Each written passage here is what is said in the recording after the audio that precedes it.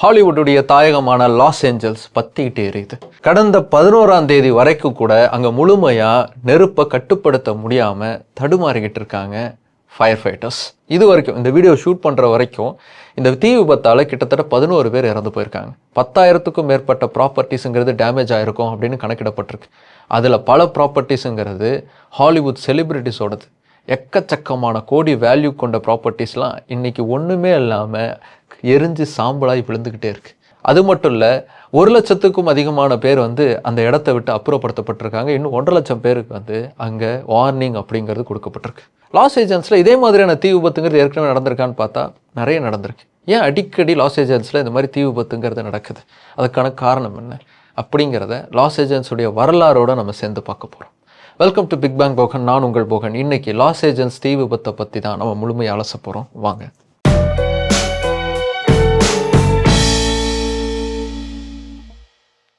Loss Angeles California ஸ்டேட்டுடைய most popular city. அமெரிக்காவை எடுத்தோன்னா நியூயார்க்கு அடுத்து அதிகப்படியான மக்கள் வாழக்கூடிய ஒரு நகரம்னா இந்த லாஸ் ஏஞ்சல்ஸ் தான். லாஸ் ஏஞ்சல்ஸ் தான் ஹாலிவுட்டுடைய தாயகம். ஏகப்பட்ட ஃபிலிம் ஸ்டுடியோஸ் அங்கே தான் இருக்குது. சினிமா முதல்ல பெருசாக வளர ஆரம்பித்த இடம் இந்த இடம் தான். அதனால தான் உலக சினிமாவுக்கே இந்த இடம் தான் கேபிட்டல் அப்படின்னு கூட சொல்லுவாங்க. வெறும் சினிமா மட்டும் லாஸ் ஏஞ்சல்ஸுடைய அடையாளம் இல்லை, இன்னும் பல விஷயங்கள் லாஸ் ஏஞ்சல்ஸுக்கான அடையாளமாக இருக்குது. அமெரிக்காவில் முதல்ல எண்ணெய் கண்டுபிடிக்கப்பட்ட இடங்களில் இந்த இடமும் முக்கியமான ஒன்று. அதே மாதிரி அமெரிக்காவுடைய முக்கியமான துறைமுகங்களில் லாஸ் ஏஞ்சல்ஸுடைய துறைமுகமும் இருக்குது. இப்படி பல முக்கியமான விஷயங்கள் லாஸ் ஏஞ்சல்ஸில் இருக்கிறதால யுனைடெட் ஸ்டேட்ஸ் ஆஃப் அமெரிக்காவுக்கு பயங்கரமாக சம்பாதிச்சு தரக்கூடிய நகரங்களில் லாஸ் ஏஞ்சல்ஸ் முக்கியமானது. அப்படிப்பட்ட லாஸ் ஏஞ்சல்ஸில் தான் இன்றைக்கி இவ்வளவு மோசமான தீ விபத்துங்கிறது நடந்திருக்கு. இதே மாதிரியான தீ விபத்துங்கிறது பல முறை லாஸ் ஏஞ்சல்ஸ்லையும் சரி கலிஃபோர்னியாலையும் சரி நடந்திருக்கு. என்ன காரணத்துக்காக அடிக்கடி லாஸ் ஏஞ்சல்ஸில் தீ விபத்து ஏற்படுது அப்படிங்கிறத பார்க்கறதுக்கு முன்னாடி லாஸ் ஏஞ்சல்ஸுடைய வரலாறுலேருந்து ஆரம்பிப்போம். எப்படி இந்த நகரம் உருவாச்சு? கிமு 3000 காலகட்டத்திலேயே இந்த பகுதியில் மக்கள் வாழ்ந்ததற்கான அடையாளங்கள் அப்படிங்கிறது நமக்கு தெரியுது. இந்த பகுதியில் அதிகமாக டாங்வா அப்படிங்கிற நேட்டிவ் அமெரிக்கன்ஸ் மக்கள் தான் வாழ்ந்துக்கிட்டு இருந்தாங்க. இது அவங்களுக்கு சொந்தமான நிலமாக இருந்துச்சு. அவங்கக்கிட்ட இருந்து ஸ்பெயின் நாட்டுக்காரங்க அடித்து பிடுங்கினதுக்கு அப்புறமா தான் லாஸ் ஏஞ்சல்ஸ் அப்படிங்கிற ஒரு நகரமே இன்றைக்கி உருவாயிருக்கு. அது எப்படி நடந்ததுன்னு பார்ப்போம். 16ஆம் நூற்றாண்டில் ஐரோப்பியர்கள் அமெரிக்க கண்டத்தை அப்போ தான் புதுசாக பார்க்குறாங்க. இந்தியாவுக்கு வேறு வழி இருக்கா அப்படின்னு தேடி போகும்போது இந்த கண்டத்தை கண்டுபிடிக்கிறாங்க. புதுசாக இவ்வளோ பெரிய லேண்ட் மாஸ் இருக்குடா, இதில் நமக்குன்னு சொந்தமாக ஒரு லேண்டு வேணுண்டான்னு சொல்லி இஷ்டத்துக்கு ஆக்கிரமிக்க ஆரம்பிக்கிறாங்க ஐரோப்பியர்கள். அப்படி ஐரோப்பிய நாடுகள் அமெரிக்க கண்டத்தை போட்டு பல துண்டுகளாக போட்டப்போ இன்றைக்கி இருக்கக்கூடிய லாஸ் ஏஞ்சல்ஸ் பகுதி அப்படிங்கிறது ஸ்பானியர்ஸுக்கு வந்துச்சு. அமெரிக்க கண்டத்தில் ஸ்பெயின் தன்னுடைய ஆதிக்கத்தை செலுத்த ஆரம்பித்தப்போ அங்கே நியூ ஸ்பெயின் அப்படிங்கிற ஒரு பகுதியே உருவாச்சு. அந்த பகுதிக்கு உட்பட்ட ஒரு நிலப்பரப்பாக சதர்ன் கலிஃபோர்னியா சார்ந்த எல்லா பகுதிகளும் உள்ளே வந்துச்சு. இந்த சதர்ன் கலிஃபோர்னியா பகுதியை 1542 ஜான் ராட்ரிகஸ் கேப்ரிலோ அப்படிங்கிற ஒருத்தர் இது ஸ்பானிஷ் எம்பையருக்கு சொந்தமானது அப்படின்னு சொல்லி அறிவிக்கிறார். ஆனால் அதை அறிவிச்சாரே தவிர அதை கட்டுப்பாட்டுக்குள்ளே வைக்கிறதுக்கான எந்த முயற்சியும் அவங்க செய்யவே இல்லை. கிட்டத்தட்ட 200 வருஷத்துக்கு. அதாவது 1760களில் தான் லாஸ் ஏஞ்சல்ஸ் உட்பட பல இடங்களை ஸ்பெயினுடைய நேரடி கட்டுப்பாட்டுக்குள்ளே கொண்டு வரதுக்கான முயற்சியாகவே அவங்க எடுக்கிறாங்க. ஒரு பெரிய இராணுவத்தோட போகிற வழியெல்லாம் பிடிச்சிக்கிட்டே போகிறாங்க. அப்படி 1769 காஸ்பர் டி போட்டோலா அப்புறம் ஜான் கிரஸ்பி அப்படிங்கிற 2 பேர் இன்னைக்கு இருக்கக்கூடிய லாஸ் ஏஞ்சல்ஸ் பகுதிக்கு சேர்றாங்க. அந்த காலகட்டத்தில் இந்த இடத்துல டாங்குவா மக்கள் பெரிய அளவுக்கு வாழ்ந்துக்கிட்டு இருந்தாங்க. இந்த நிலம் அவங்களுக்கு சொந்தமான ஒன்றா இருந்துச்சு. இந்த இடத்துக்கு அவங்க வச்ச பேர் லாஸ் ஏஞ்சல்ஸ் கிடையாது. அப்போ அவங்க இந்த இடத்த எப்படி கூப்பிட்டுட்டு இருந்தாங்கன்னா இயங்கா அப்படின்னு கூப்பிட்டுட்டு இருந்தாங்க. இந்த இயங்கா அப்படிங்கிறது டாங்குவா மக்களுடைய மொழியில் 2 அர்த்தத்தை குறிக்கலாம் அப்படின்னு சொல்கிறாங்க. ஒன்று, பாய்சன் ஓக் மரங்கள் இருக்கக்கூடிய இடம் அப்படிங்கிற அர்த்தம் வரும். இன்னொன்று, புகைகள் வரக்கூடிய பள்ளத்தாக்கு அப்படிங்கிறத குறிக்கக்கூடிய இடமா அது இருந்திருக்கலாம் அப்படிங்கிறத சொல்கிறாங்க. இப்படி ஏங்கான்னு இருந்த இடம் தான் லாஸ் ஏஞ்சல்ஸ்னு மாறிச்சு.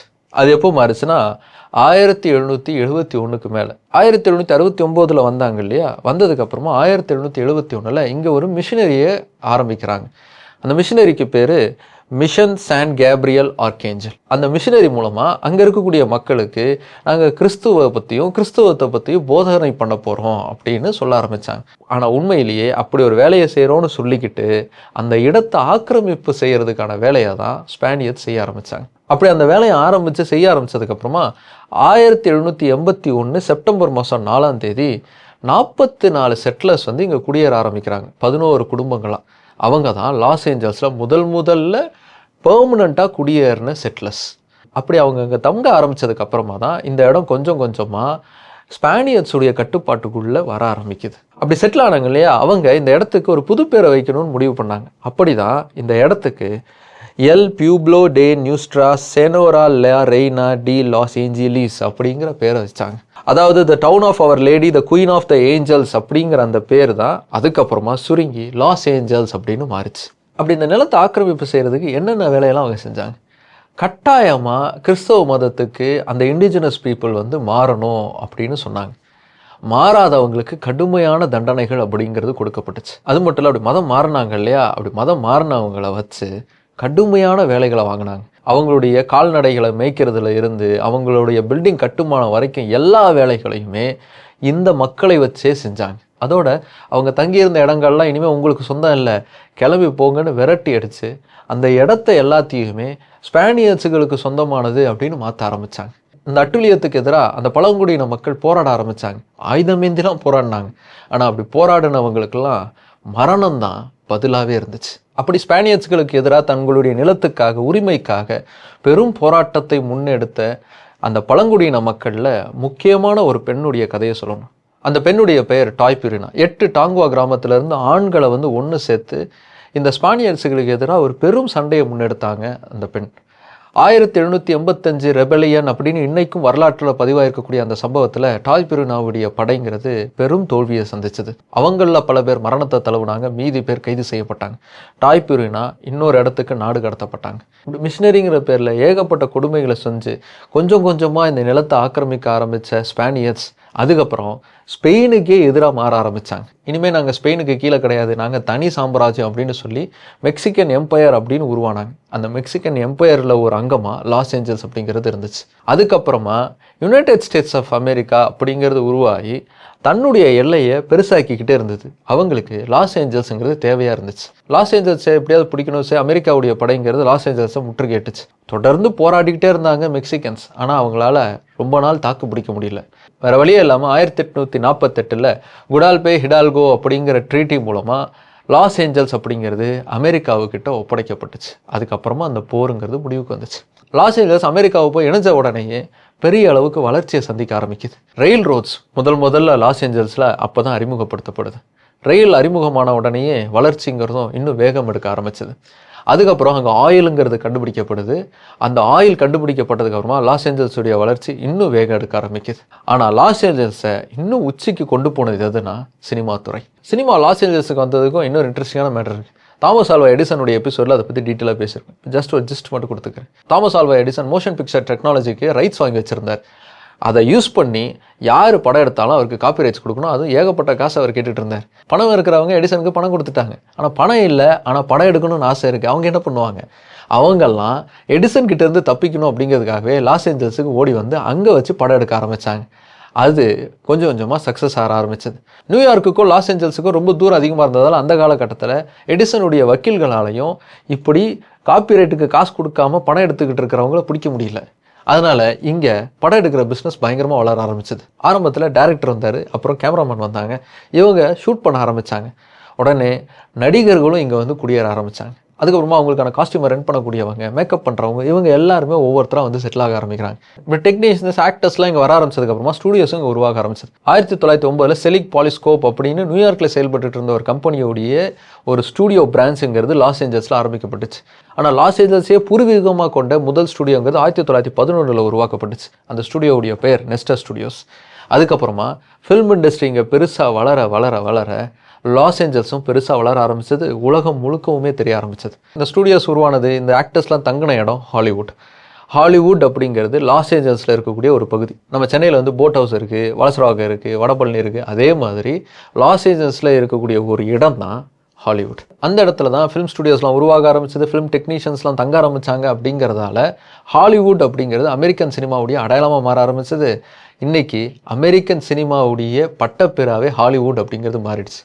எப்படி இங்கே கோடம்பாக்கத்தில் அதிகமாக சினிமா சார்ந்த கம்பெனிகள்லாம் இருந்தாங்க அப்படிங்கிறதால அதுக்கு கோலிவுட்டுங்கிற பேர் வந்துச்சோ, அது ஹாலிவுட்டை பார்த்து உருவான ஒரு மேட்டர். இப்படி சினிமாவால் வளர ஆரம்பித்த லாஸ் ஏஞ்சல்ஸ் உலகப்போர் சமயத்தில் அடுத்த கட்ட வளர்ச்சியை சந்திக்குது. அங்கே புதுசாக இராணுவத்துக்கு தேவையான தளவாடங்களை தயாரிக்கக்கூடிய ஃபேக்ட்ரிஸ்லாம் உருவாக்கப்படுது. அதனாலேயே வேலைவாய்ப்புகள் உருவாகுது. அதுவும் லாஸ் ஏஞ்சல்ஸுக்கு பெரிய வளர்ச்சியை கொடுக்க ஆரம்பிக்குது. இன்றைக்கி அமெரிக்க இராணுவத்துக்கு முக்கியமான ஏர்கிராஃப்ட்ஸ் எல்லாம் தயாரித்து தரக்கூடிய இடம் லாஸ் ஏஞ்சல்ஸில் தான் இருக்குது. இப்படி அடுத்தடுத்து வளர்ச்சியை சந்தித்த லாஸ் ஏஞ்சல்ஸில் தான் அடுத்தடுத்தும் தீ விபத்து நடந்துக்கிட்டே இருக்குது. லாஸ் ஏஞ்சல்ஸில் இதே மாதிரியான தீ விபத்துங்கிறது ஏற்கனவே நிறைய முறை நடந்திருக்கு. 1933 கிரிஃபித் பார்க் ஃபயர் அப்படிங்கிற ஒரு தீ விபத்து நடந்துச்சு. 2007 ஹாலிவுட் ஹில்ஸ்லேயே தீ விபத்து அப்படிங்கிறது நடந்துச்சு. அதே மாதிரி 2019 தீ விபத்துங்கிறது ஒன்று நடந்துச்சு.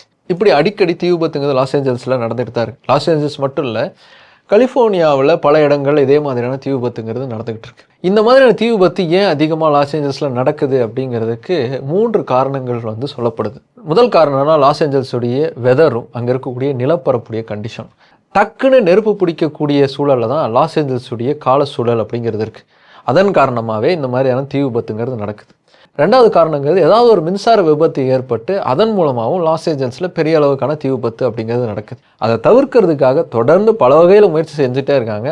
ஆனாலும் லாஸ் ஏஞ்சல்ஸில் இதை காரணமாக வச்சே விபத்துகள் அப்படிங்கிறது நடந்துக்கிட்டு தான் இருக்குது. மூணாவது காரணங்கிறது தெரிஞ்சோ தெரியாமலோ லாஸ் ஏஞ்சல்ஸ் காரங்களே இந்த தீ விபத்துக்கு காரணமாக அமைஞ்சிடுறாங்க. ஒரு உதாரணத்துக்கு சொன்னால் 2020 லாஸ் ஏஞ்சல்ஸ் பக்கத்தில் ஒரு பெரிய தீ விபத்துங்கிறது நடந்துச்சு. அது எப்படி நடந்துச்சு அப்படின்னா, ஜெண்டர் ரிவீலிங் ஃபங்க்ஷனை ஒரு கப்புள் செஞ்சாங்க. ஜெண்டர் ரிவீல் ஃபங்க்ஷன் அப்படிங்கிறது அமெரிக்காவில் இருக்கக்கூடிய ஒரு வழக்கம். நம்ம ஊரில் நம்மளுடைய பழக்க வழக்கத்தால் பெண் பிள்ளைகளுக்கு பெரிய ஆபத்து வந்துடும் அப்படிங்கிறதுக்காக ஜெண்டருங்கிறத ரிவீல் பண்ண மாட்டாங்க. ப்ரெக்னெண்ட்டாக இருந்தால் ஆனா பெண்ணான்னு பார்க்கக்கூடாது, அது சட்டப்படி குற்றம் அப்படிங்கிறது நம்ம ஊரில் இருக்கக்கூடிய வழக்கம். ஆனால் அமெரிக்காவில் அப்படி ஒரு வழக்கம் கிடையாது. அதனால் என்ன குழந்தை பிறக்க போகுது அப்படிங்கிறத பேரண்ட்ஸ் பார்த்துட்டு அவங்களுடைய ஃபேமிலிக்கு தெரிவிப்பாங்க. அதுக்கு ஒரு ஃபங்க்ஷனை நடத்துவாங்க. அந்த ஃபங்க்ஷனில் ஒரு வெடியை வெடிக்க வைப்பாங்க. அந்த வெடியிலேருந்து ப்ளூ கலரில் புகை வந்துச்சு அப்படின்னா அது பாய், அதுவே பிங்க் கலரில் புகை வந்துச்சுன்னா கேர்ள்.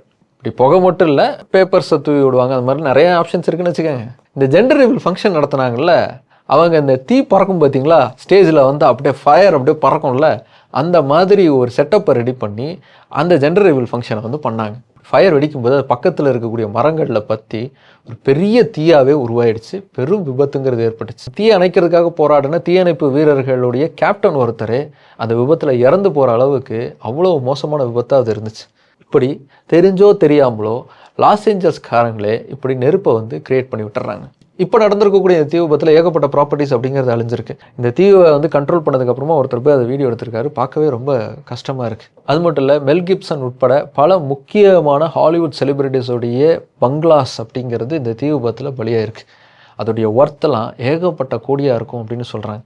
டோட்டலாக எந்த அளவுக்கு இந்த டேமேஜ் இருக்கும் அப்படிங்கிறது தீயை முழுமையாக கண்ட்ரோல் பண்ணதுக்கு அப்புறமா அனலைஸ் பண்ணி பார்த்தா தான் தெரியும் அப்படின்னு சொல்லியிருக்காங்க. இந்த தீ எதனால் வந்திருக்கும் அப்படிங்கிறதையும் இன்வெஸ்டிகேஷனை ஸ்டார்ட் பண்ணியிருக்காங்க. ஃபஸ்ட்டு இயற்கையால் அது நடக்கலை அப்படிங்கிறத ரூல் அவுட் பண்ணிட்டாங்க. வழக்கமாக கலிஃபோர்னியாவில் தீ விபத்துங்கிறது எப்படி ஏற்படும்னா, பெரிய மின்னல் ஒன்று தாக்குச்சுன்னா அது மூலமாக ஏற்படுமா. ஆனால் இந்த சமயத்தில் எந்த விதமான மின்னல் தாக்குதல் ஏற்படலை அப்படிங்கிறத உறுதி செஞ்சுட்டாங்க. அதனால் அது ரூல்ட் அவுட்டு. செகண்டாக டெக்னிக்கலாக அதாவது மின்சார கசிவுனால இல்லை மின்சார விபத்தால் ஏதாவது இந்த மாதிரி தீ விபத்து ஏற்பட்டிருக்கா, இல்லை தெரிஞ்சோ தெரியாமலோ யாராவது இது கிளப்பி விட்டாங்களா அப்படிங்கிற கோணத்தில் விசாரணைங்கிறது நடந்துக்கிட்டு இருக்குது. அந்த விசாரணையுடைய முடிவில் தான் இந்த தீ விபத்துங்கிறது எப்படி நடந்திருக்கு, எதனால் நடந்திருக்கு அப்படிங்கிறத நம்மளால் தெரிஞ்சுக்க முடியும்.